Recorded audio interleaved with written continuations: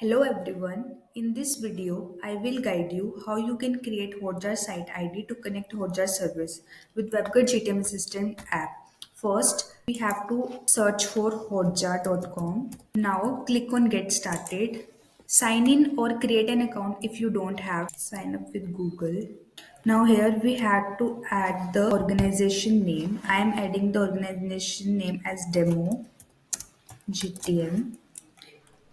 Now we have to add the number of employees. Now we have to select the role. I am selecting others. Now click on next.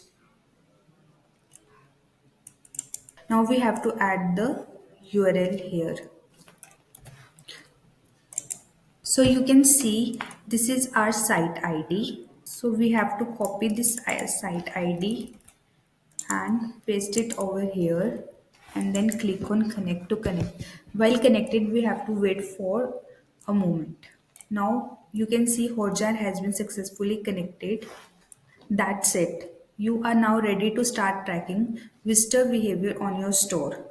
Try it out today and gain insights like never before. Thanks for watching.